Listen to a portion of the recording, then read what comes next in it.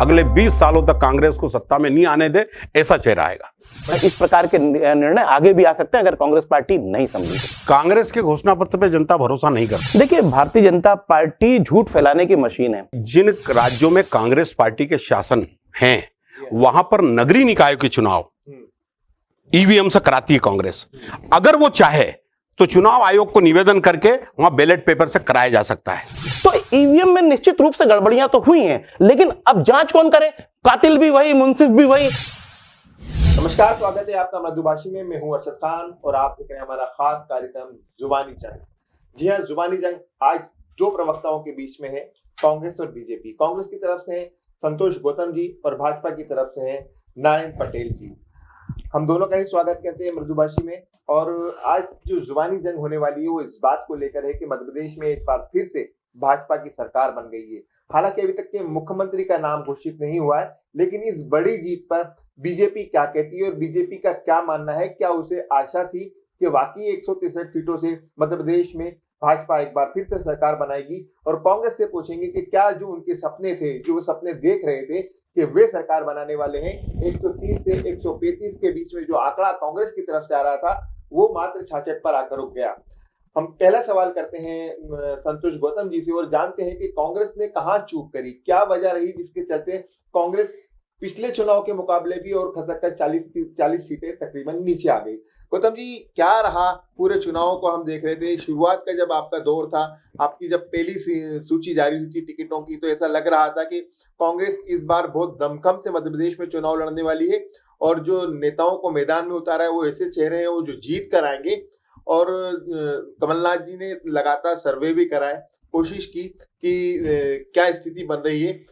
आपके सामने जो सर्वे आया उसमें ये लगा कि मध्य प्रदेश में सरकार बन रही है, लेकिन जब परिणाम आए तो उसमें सब कुछ उल्टा पुल्टा।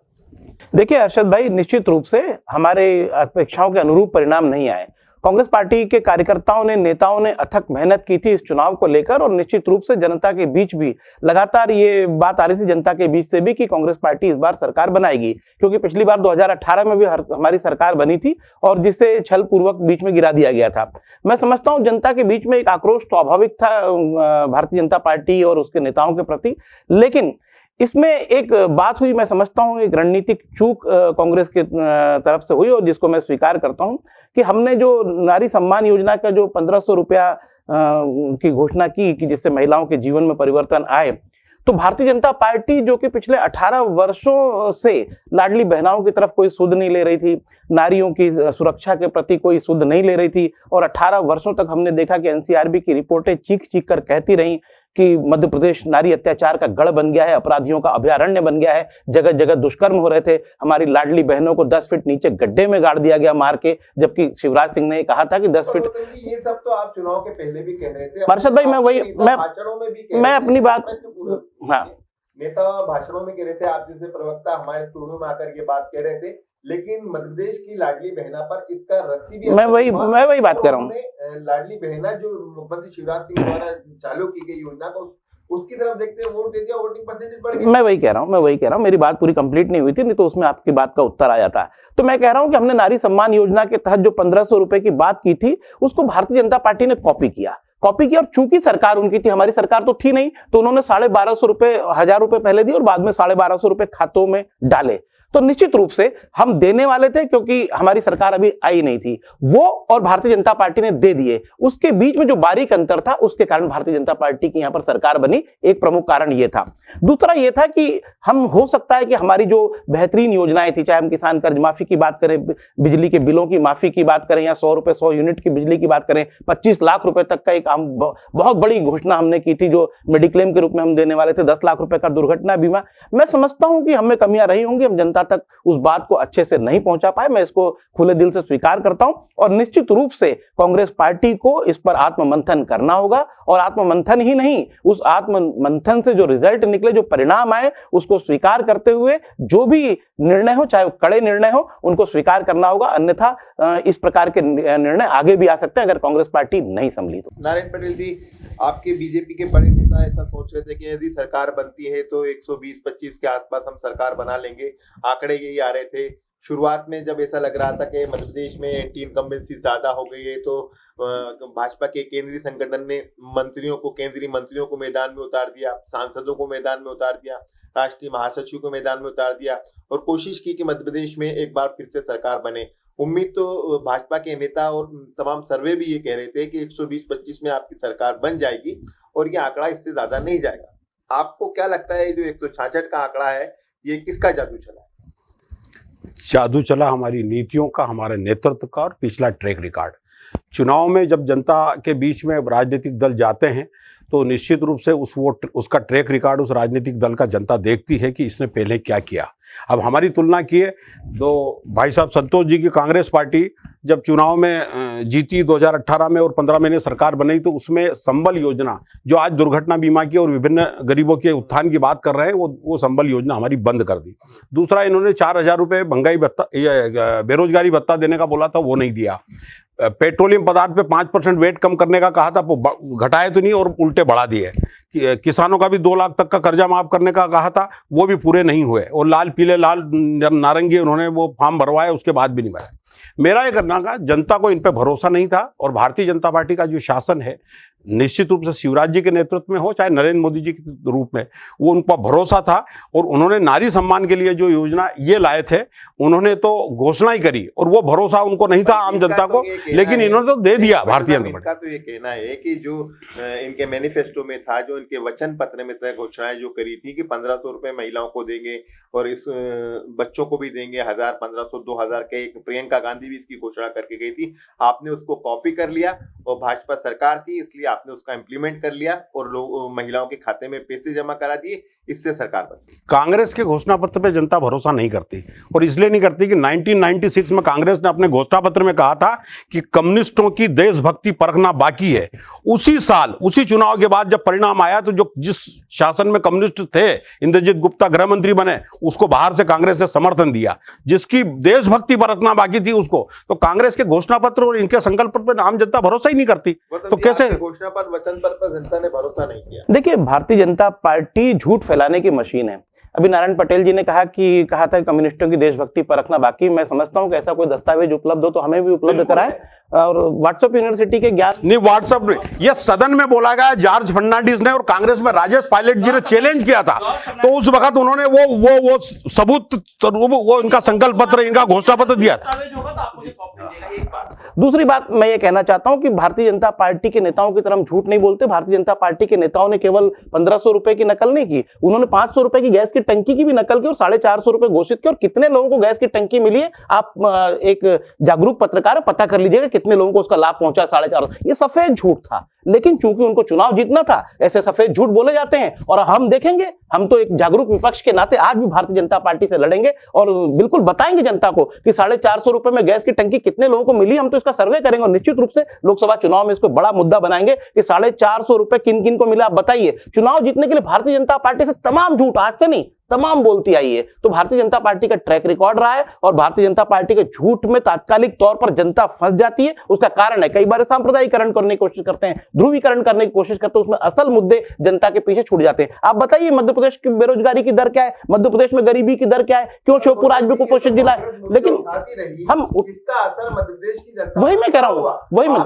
जो 104 सीटें थी पिछले चुनाव में, वो घटकर 66 आ गई। मैं इसको स्वीकार कर रहा हूँ। नहीं तो क्या कांग्रेस बताने में असफल रही? निश्चित रूप से हम कह रहे हैं कि हमारी कमियां रही हैं, हम उस तरीके से हो सकता है नहीं जनता तक पहुंचा पाए अपनी बात, लेकिन इसका मतलब ये नहीं है कोई भी प्रचंड विजय या कोई भी विजय ये कभी सिद्ध नहीं करती कि राजनीतिक दल हर रूप में सही है। कई बार तात्काल हिटलर लगातार लोकप्रिय था जर्मनी में, मुसोलिनी लगातार लोकप्रिय था, लगातार चुनाव जीतता आया था और वहां के लोग उसको समझाते थे और कई बार वहां के जो प्रभावशाली वर्ग था उसको बताते आया था आप बहुत लोकप्रिय हो, और जब तक लोकप्रिय बताता रहा जब तक उसने आत्महत्या नहीं कर ली। तो ये एक दौर चला आया है, जब भी कोई तानाशाही पार्टियां सत्ता में आई उनकी लोकप्रियता एक चरम दौर पर होती है क्योंकि सांप्रदायिकरण कर लेते हैं, ध्रुवीकरण कर लेते हैं। लेकिन हिटलर का भी अंजाम दुनिया ने देखा, मुसोलिनी का भी अंजाम दुनिया ने देखा है। तो निश्चित रूप से तानाशाहों का क्या अंत होता है, मैं ये नहीं कह रहा हूं कि यहां पर उस तरीके की तानाशाही है, लेकिन तानाशाही विचारों वाली पार्टी जो सांप्रदायिकरण ध्रुवीकरण करे, पार्टी तानाशाही की बात करे तो बात ही आती है। देखिए आपातकाल लगाया तो आपातकाल का खेद सार्वजनिक रूप से कांग्रेस प्रकट कर चुकी है, लेकिन जिस तरीके से आज महुआ मोइत्रा की कल लोकसभा से सदस्यता हटाई गई, राहुल गांधी की सदस्यता हटाई गई, अभी एक भारतीय जनता पार्टी नारायण पटेल जी अपनी बारी में बोलिएगा। तो भारतीय जनता पार्टी के मतलब प्रधानमंत्री, देश के प्रधानमंत्री हैं, उन्होंने कल ट्वीट करते हुए कहा कि 200 करोड़ रुपए की संपत्ति और काला धन को वालों को ऐसे ही पकड़ा जाएगा। लेकिन शर्म आना चाहिए भारतीय जनता पार्टी की सरकार को, वो उस पर कार्रवाई नहीं करते जब नरेंद्र सिंह तोमर के 500 करोड़ और 100 करोड़ के वीडियो एक सीबीआई एक ईडी अगर नरेंद्र सिंह तोमर के घर पहुंची हो, मैं कहता हूं जांच करते, भले वो ईमानदार पाए जाते, छोड़ दिए जाते, लेकिन क्या पहुंची? नहीं पहुंची। एक 25 ग्राम की पुड़िया शाहरुख खान के बेटे के पास पहुंचती तो पूरी ईडी सीबीआई और सब लोग वहां पहुंच जाते हैं। लेकिन क्या कोई ईडी सीबीआई मुंद्रा पोर्ट पर पहुंची जो 30,000 करोड़ की ड्रग्स लेने का आरोप लगा है? पटेल साहब, ये सब लोकसभा में मुद्दे बनने वाले हैं और हो सकता है कांग्रेस आपकी पार्टी बनाए भी। सवाल यहाँ पर सबसे बड़ा ये है, अभी तो मध्य प्रदेश का मुख्यमंत्री चुना नहीं गया है। आप लोगों को क्या लगता है, शिवराज सिंह चौहान होंगे, नरेंद्र सिंह तोमर होंगे? वैसे आपके पास धार का प्रभार था, वहां से भी आपने जीत दर्ज करवाई है कि अपनी पार्टी को वहां पर प्रत्याशी जितवा कर दिएंगे। क्या लग रहा है, नरेंद्र सिंह तोमर होंगे, शिवराज सिंह चौहान होंगे, प्रहलाद पटेल होंगे, कैलाश विजयवर्गीय होंगे, कौन होगा? या कोई एकदम से कोई नया चेहरा आएगा? क्योंकि बीजेपी एक प्रैक्टिकल पार्टी है और ऐसे निर्णय लेती है जो आम कार्यकर्ता और आम व्यक्ति की समझ से बाहर होता है। भारतीय जनता पार्टी में जो सिस्टम है, विधायक दल की बैठक होती है और विधायकों से रायशुमारी की जाती है और रायशुमारी के अनुसार हमारे पार्टी के संसदीय बोर्ड को और जो हमारे पार्टी के अध्यक्ष हैं उनको रिपोर्ट दी जाती है और उसके अनुसार चयन होता है। लोकतांत्रिक पार्टी है, निश्चित रूप से अच्छा चेहरा आएगा, जन कल्याण और गरीब कल्याण के लिए काम करने वाला चेहरा आएगा और जनता के बीच में चुनाव प्रत्याशी आएगा। हम मध्य प्रदेश में 2 दिन में अगला मुख्यमंत्री देने जा रहे हैं और बहुत प्रभावी और लोकप्रिय चेहरा आएगा। निश्चित रूप से आने वाले समय में वो लंबे समय तक, अगले 20 सालों तक कांग्रेस को सत्ता में नहीं आने दे, ऐसा चेहरा आएगा।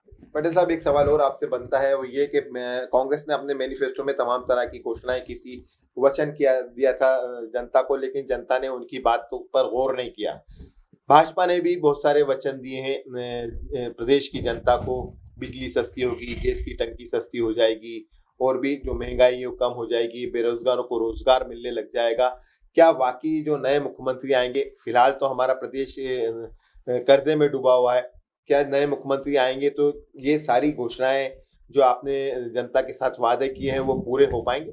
निश्चित रूप से हमारे प्रधानमंत्री ने मोदी जी की गारंटी के नाम से कैंपेन भी चलाया था और प्रधानमंत्री जब हम तीनों राज्यों में जीत गए तो उसके बाद भाजपा मुख्यालय पर उन्होंने जो कार्यकर्ताओं के बीच में संबोधन में भी कहा कि ये मेरी गारंटी है और मेरी गारंटी पे अगर घोषणाएं पार्टी ने की थी तो मैं निश्चित रूप से आश्वासन देता हूं तीनों राज्य की जनता को कि ये सारी योजनाएं का लाभ जनता को मिलेगा और निश्चित रूप से लागू हो जाए कि ये जो चुनाव था मध्य प्रदेश का, राजस्थान का, छत्तीसगढ़ का, ये चुनाव प्रधानमंत्री नरेंद्र मोदी के चेहरे पर लड़ा गया, मध्य प्रदेश के किसी नेता के चेहरे पर नहीं लड़ा गया। निश्चित रूप से भारतीय जनता पार्टी ने घोषित किया हमारे नरेंद्र मोदी जी के पास, क्योंकि दुनिया के, इस भारत के नहीं, आज ही अखबारों में छपा है 77% उनकी लोकप्रियता है और दुनिया के सबसे लोकप्रिय नेता है। तो जब हमारे पास ऐसी एसेट है तो हम उनका लाभ लोकतंत्र के चुनाव में, लोकतांत्रिक चुनाव में लेंगे। और हमारे नरेंद्र मोदी लोकप्रिय है, हमारे शिवराज सिंह चौहान ने भी विकास कार्य किए और यह सिद्ध करता है इस जीत के बाद कि शिवराज जी के 18 साल के शासन के बाद भी एंटी इनकम्बेंसी नहीं बन पाई और भारतीय जनता पार्टी प्रचंड बहुमत से जीती। तो हमारा सामूहिक नेतृत्व है और प्रधानमंत्री नरेंद्र मोदी जी उसके नेतृत्व करता है। और नरेंद्र मोदी के चेहरे पर चुनाव लड़ा गया मध्य प्रदेश में। बीजेपी ने कोई चेहरा आगे नहीं किया था, प्रधानमंत्री नरेंद्र मोदी का चेहरा आगे रखकर वोट मांगे गए और गारंटी दी है प्रधानमंत्री ने। देखिए अरशद भाई, सबसे बड़ी बात यह है कि भारतीय जनता पार्टी क्यों नहीं चेहरा घोषित कर पाई, मूल विषय वो है। इसलिए नहीं घोषित कर पाई कि पिछली बार तो उन्होंने किया था 2018 में, उन्होंने कहा था कि हमारा नेता शिवराज, आप अपना नेता बताओ, अपना दूल्हा बताओ। तो हमसे सवाल पूछे जा रहे थे। इस बार हमने कहा हमारा नेता कमलनाथ, आप अपना चेहरा बताओ, तो चेहरा नहीं बता सकते थे क्योंकि उनको पता है कि मध्य प्रदेश की बर्बादी का जवाबदार यदि कोई था, पटवारी भर्ती घोटाले का ताजा हुआ था, महाकाल लोक घोटाले का, व्यापम घोटाले का, रेत के अवैध उत्खनन का कोई माफिया था, कोई सरगना था तो शिवराज सिंह चौहान था। उसका चेहरा सामने। ये सारे आरोप नकार दिए जनता ने नकार दिए सारे आरोप। कोई बोलने से कोई मतलब नहीं, ये आरोप सारे आपके नकार दिए और जनता ने सिल लगा दी भारतीय जनता पार्टी की वो तानाशाही प्रवृत्ति जिसके जरिए महुआ मोइत्रा से लेकर संतोष गौतम को दबाया जाता है। मैं कह रहा हूं अपनी बात मैं पूरी कर लूं फिर अपनी बात करिएगा। मैं ये कह रहा हूं कि भारतीय जनता पार्टी इस तरीके के काम करती रही है लगातार दबाने के और तमाम तरीके के झूठ। और नरेंद्र मोदी के चेहरे के बड़े करिश्माई नेता हैं, कर्नाटक में खारिज हो चुके थे इन्हीं गारंटियों के दम पे, हिमाचल प्रदेश में खारिज हो चुके थे। लेकिन चूंकि मैंने कहा ना तात्कालिक मुद्दा था 1250 रुपए का जो मैंने बताया, उसके कारण आ गए, इसलिए अपने आप को बहुत बड़े रणनीतिकार मान रहा है। मैं ऐसा नहीं मानता हूं। और नरेंद्र मोदी की जो गारंटियां हैं उस पर अगर जनता विश्वास करती होती और उस कारण से जीतती होती तो उनके 2 करोड़ रोजगार के वादे का क्या हुआ, 15 लाख रुपए प्रति खाते में आने का वादे का क्या हुआ? एक चीज अरशद भाई, दो चीजें और पूछूंगा मैं। 2022 अरे एक मिनट, 2000 वो तो वो हाँ अमित शाह जी ने बोला था, वो तो जुमला था और चुनाव में नरेंद्र मोदी ऐसे जुमले फेंकते रहते हैं, कहा था उन्होंने। 2022 के अंदर किसानों की आय दोगुनी होनी थी। 2022 तक प्रत्येक व्यक्ति के पास अपना मकान, किसानों को लागत मूल्य नहीं मिला। अरशद भाई आप जागरूक पत्रकार हैं, आप जागरूक पत्रकार है। किसान अपनी फसलों को नदियों में फेंकने को, नदियों में बहाने को, सड़कों पर फेंकने को मजबूर है। किसानों को लागत मूल्य नहीं मिला, समर्थन मूल्य नहीं मिला। मैं खुद किसान हूँ, आप अकेले किसान नहीं, मैं भी किसान हूँ, मैं भी किसान हूँ। मालूम होना चाहिए कि 25,000 रुपए कुंटल लहसुन बिक रही है, 4,000 रुपए अरे कुंटल प्याज बिक रहा है। तो ये कौन, वो लोग कौन थे? वो लोग कौन थे जो नदियों में बहा रहे थे? वो लोग कौन थे जो नदियों में बहा रहे थे? 2600 रुपए कुंटल का समर्थन मूल्य क्यों नहीं किया आपने अभी तक? क्यों नहीं किया? मैं बताता हूँ, 1250 रुपए समर्थन मूल्य देने वाली गेहूं की पार्टी झूठ। 275 रुपए समर्थन। भारतीय जनता पार्टी बहुत झूठी पार्टी है। इस तरीके के प्रवक्ता आके बातें करते रहते, किसान आत्महत्याओं का मजबूर है। मध्य प्रदेश में किसान, मेरा प्रश्न ले लीजिए, आप कह रहे हैं कि लहसुन महंगा, अदरक महंगा, सारी चीजें महंगी, मान लिया आप किसान को इससे लाभ हो रहा है, लेकिन आम जनता जो खरीद रही है, उसका भी जवाब देता हूं। एक बात सुन, मेरा प्रश्न पूरा हो जाने दीजिए। आप जैसे मुझे लहसुन खरीदना है तो 200 रुपए किलो बाजार में लहसुन है, अदरक भी तकरीबन यही भाव है, तो आम जनता की जेब से जो पैसा जा रहा है वो आड़ती के जेब में जा रहा है, किसान के जेब में जा रहा है। एक मेरा सवाल पूरा पटेल साहब से, वो किसके पास जा रहा है? किसान को तो किसान जब किसान, ये आप तो स्वयं किसान है, बिल्कुल। आपके खेत से यदि लहसुन या अदरक निकल रहा है तो मैं समझता हूँ अगर बाजार में 200 रुपए बिक रहा है तो आपके यहाँ से 100 या 120 रुपए किलो में निकल रहा है, तो किसान को तो लाभ हुआ, लेकिन आम जनता की जेब जो ढीली हो रही है उसका क्या? भारतीय महंगाई बढ़ रही, अर्थतंत्र में जो सिस्टम है महंगाई दर का, महंगाई दर जब हमारे पास शासन संभाला 2013 में 11.5% महंगाई दर का विरासत में हमको मिली थी। आज 7.44, इतना भाव देने के बाद भी महंगाई दर 7.44% है। समग्र रूप से सभी चीजों का देखा जाए तो उसका एवरेज बहुत कम है, उसके एवरेज बहुत कम है। इनके राज में तो इनके राज में तो गेहूं 1150 रुपए कुंटल बिकता था और महंगाई दर 11.5% थी। तो आपका कंजम्पशन बढ़ेगा और प्रोडक्शन ज्यादा होगा तो ऑब्वियसली वो चीज सस्ती होना चाहिए। सस्ती हो रही क्या? किसानों को अगर उपज का उचित मूल्य नहीं मिलेगा तो निश्चित रूप से दूसरे व्यापार भी नहीं होंगे, और दूसरे व्यापार नहीं होंगे तो रोजगार नहीं बढ़ेंगे। इसलिए किसानों का सक्षम होना जरूरी। हमारे 75% आर्थिक स्थिति की खेती और किसानी पर निर्भर करती है, तो किसानों का सक्षम होना बहुत जरूरी है। इससे सभी व्यापार फलते फूलते हैं। बातों में विरोधाभास है, और मैं निवेदन करूंगा कि नारायण भाई के बीच में एक भी शब्द नहीं बोला था, मेरी बात पूरी सुने। दरअसल ये जो किसानों को फायदा होने की बात कर रहे हैं और कह रहे हैं कि लहसुन इतने में बिका और ये चीज इतने में बिकी, वो जो पैसा था वो किसानों के खाते में नहीं गया, वो बिचौलियों के खाते में गया है। और निश्चित रूप से आज की तारीख, फिर आप बीच में बोल रहे हो, मैं तो नहीं बोला बीच में, आप मैं वही बता रहा हूँ, पूरी बात तो सुन लीजिए। इस देश पर अडानी जैसे कई लोगों का कब्जा हो चुका है, और जितनी भी फैक्ट्रियां नीलाम हो रही, चाहे सीमेंट की कंपनियां हो, चाहे तेल की कंपनियां हो, चाहे छोटी मोटी कोई कंपनियां हो, खाद्य प्रोसेसिंग की कंपनियां हो, फूड प्रोसेसिंग की, इन सब पर अडानी के द्वारा ईडी और सीबीआई के डर दिखाकर उस पर कब्जा किया जा रहा है। और निश्चित रूप से आज 200 रुपए अगर लीटर का तेल बिक रहा है तो ये सब पैसा जो है बिचौलिए, अडानी जैसे बड़े बिचौलियों के खाते में जा रहा है। छोटे बिचौलिए भी इस बीच में साफ हो गए, और इसके मैं प्रूफ दे सकता हूं आपको, बोलेंगे दस्तावेजी सबूत दूंगा। निश्चित रूप से किसानों के खाते में पैसा बहुत कम आ रहा है। किसान अगर इतना ही समृद्ध हो रहा है तो मध्य प्रदेश के 21,000 किसान आत्महत्याओं का जवाबदार कौन है? क्यों आपने 6 किसानों को गोली मार दी मंदसौर के बीच में? मैं ये कहता हूं कि अगर कोई सरकार चुनाव जीत गई, इसका मतलब यह नहीं कि वो सरकार बहुत अच्छी है। अच्छाई का पैमाना जीत नहीं होती, कई बार तात्कालिक मुद्दों पर जीतें होती हैं, लेकिन इतिहास ने बाद में सिद्ध किया कि वो पार्टियां कैसी थी और वो नेता कैसे थे। और आपने ये पहला उदाहरण नहीं है, भारत में, पाकिस्तान में, या कहीं भी आप देख लीजिए, लोकप्रिय वो तात्कालिक रूप से रहे, लेकिन बाद में जब इतिहास ने पुनरावलोकन किया तो ये पाया कि वो सरकारें भ्रष्ट थी। उन्होंने उद्योगपतियों को लाभ पहुंचाया, क्रोनी कैपिटलिस्ट को बढ़ावा दिया, और निश्चित रूप से गरीबों के विरोधी थे वो। लेकिन आज चूंकि हम चुनाव हार गए हैं तो भारतीय जनता पार्टी कुछ भी कह ले तो उसकी बात को सच्चाई के रूप में स्वीकार नहीं करना चाहिए। ये रोजमाला अडानी की जब्तें हैं, उसी अडानी को इनकी सरकार ने राजस्थान में 60,000 करोड़ का ठेका दिया। उसके बाद छत्तीसगढ़ में काम दिया, जिस अडानी को दिया उसी अडानी का, और वो अडानी जी जिन्होंने रोजगार देते हैं, लाखों लोगों को रोजगार देते हैं, और इनने जो आरोप लगाया सारे सेबी ने आरोप का खारिज कर दिया और उनके शेयर बाजार बढ़ रहे हैं। और सुप्रीम कोर्ट की टिप्पणी चोर की दाढ़ी में तिनका।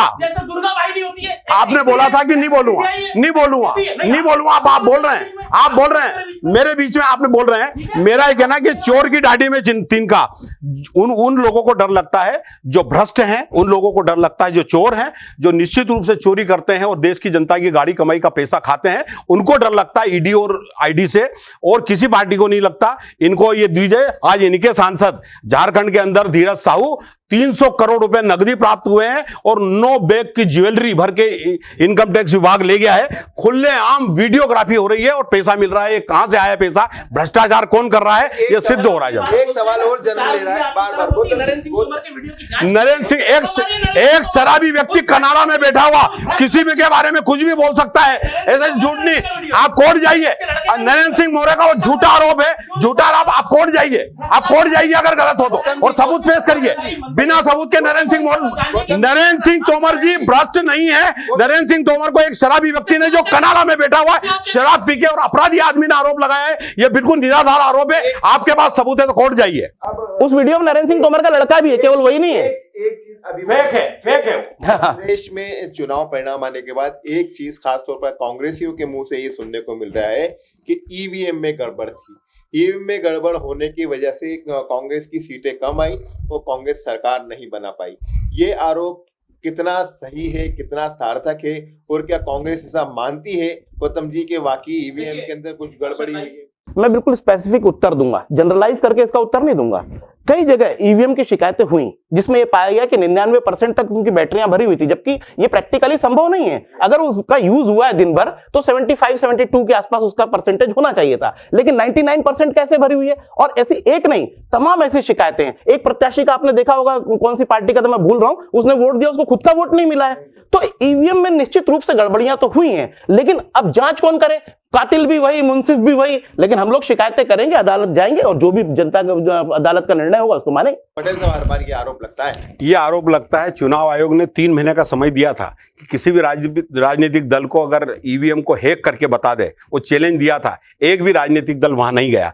दूसरी महत्वपूर्ण बात, मैं बड़ी गंभीर विषय इसलिए बता रहा हूं कि जिन राज्यों में कांग्रेस पार्टी के शासन हैं, वहां पर नगरीय निकायों के चुनाव ईवीएम से कराती है कांग्रेस।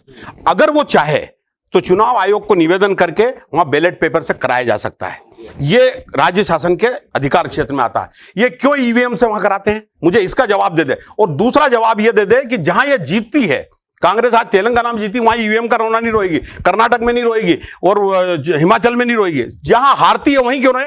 क्योंकि इनके पास कहने के लिए कुछ नहीं है। इनको जनता नकार चुकी है, रिजेक्ट कर चुकी है, इसलिए इनके पास बहाना चाहिए। ईवीएम पे ठीकरा फोड़ देते हैं और उसके बाद संतुष्ट होकर 5 साल सो जाते हैं, जनता के बीच जाते नहीं है और फिर हार जाते हैं और फिर वही ईवीएम पे ठोकरा बैठते हैं। इनका यह क्रम चलता रहे और यह चलता रहेगा। देखिए अरशद भाई, मैंने पहले ही कहा कि मैं जनरलाइज नहीं करूंगा, मैंने स्पेसिफिक बोला कि जो शिकायतें क्या उसकी जांच नहीं होना चाहिए? 99% जब अगर वो भरी हुई है ईवीएम, उसके परसेंटेज, बैटरी परसेंटेज, तो क्या उसकी जांच नहीं होनी? मेरा प्रश्न इतना है। तो उनकी जांच हो निष्पक्ष, और जो आए परिणाम उसके बारे में जनता से अवगत कराया जाए। निश्चित रूप से अगर उस प्रत्याशी को वोट नहीं मिला तो वोट कहां गया? उसके परिवार को छोड़िए, उसको खुद का वोट नहीं मिला, तो ये क्या गंभीर प्रश्न नहीं है? लोकतंत्र में एक एक वोट की कीमत है, और अगर उसको उसका वोट नहीं मिला है तो निश्चित रूप से ये गंभीर धांधली का प्रमाण है, स्पष्ट प्रमाण है। भारतीय लोकतंत्र में चुनाव आयोग एक स्वायत्त संस्था है और उसका जवाब इनके आरोपों का नहीं है। जेबी संस्था आपकी, आप थे तो जेबी संस्था नहीं था, बिल्कुल हमारा समय, आपके भी समय था। इस प्रकार की शिकायतें कभी नहीं आई जितनी आई थी क्योंकि बैलेट पेपर से होता थे और आप बूथ कैप्चरिंग करते थे, क्योंकि सरकार और पुलिस की सहायता से बूथ कैप्चरिंग करते थे। आप दोनों से एक प्रश्न पूछता हूं कि दुनिया में जहां जहां ईवीएम मशीनों का इस्तेमाल किया जाता था, जापान और अमेरिका तक इस्तेमाल नहीं कर रहा है, वहां की जनसंख्या कम है। मेरा प्रश्न आप दोनों जागरूक नेताओं से मेरा प्रश्न है, क्या लगता है आपको ये सवाल हमेशा के लिए खत्म कर दिया है? क्योंकि ईवीएम नहीं थी, इसके पहले हिंदुस्तान में बैलेट पेपर पर ही चुनाव हुआ करता। हाँ बराबर। कांग्रेस एक आरोप और लगाती है कि मध्य प्रदेश के चुनाव में 199 सीटों पर बैलेट पेपर पर वो आगे थी, और अगर चुनाव बैलेट पेपर पे होती तो शायद सरकार कांग्रेस की बन सकती थी। पर मैं इस चीज से सहमत नहीं हूँ। ये बैलेट पेपर का परिणाम कुछ और हो सकता है, ईवीएम मशीन का परिणाम कुछ और हो सकता है, लेकिन सवाल ये उठता है कि क्या वाकई जब दुनिया में कहीं पर भी ईवीएम का इस्तेमाल नहीं किया जा रहा है तो हमारे भारत देश में ईवीएम का इस्तेमाल होना चाहिए या नहीं होना चाहिए, या बैलेट पेपर का इस्तेमाल होना चाहिए? मेरा ये कहना है कि आप और आप दोनों ये कह रहे हो कि कहीं भी ईवीएम का उपयोग नहीं होता। जिन 4-5 देशों में ये गिनाते हैं उनके नाम, उनके अतिरिक्त हर देशों में ईवीएम का प्रयोग होता है। आप नाम बताइए। नाम बताइए। फ्रांस में होता है जी, इंग्लैंड में होता है, जर्मनी में होता है, हाँ अमेरिका में नहीं होता, जापान में नहीं होता, या और कोई स्वीडन वगैरह देश में नहीं होता, नॉर्वे में नहीं होता, लेकिन बहुत सारे देशों में होता है। दूसरा मेरा यह कहना है कि बैलेट पेपर की जाती, आज तक बैलेट पेपर के चुनाव में भारतीय जनता पार्टी ही जीतती है।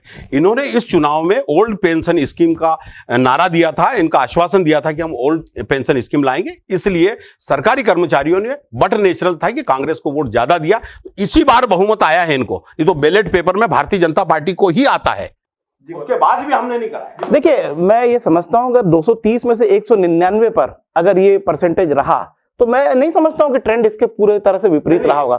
अरे यार नारायण भाई सुन तो लीजिए।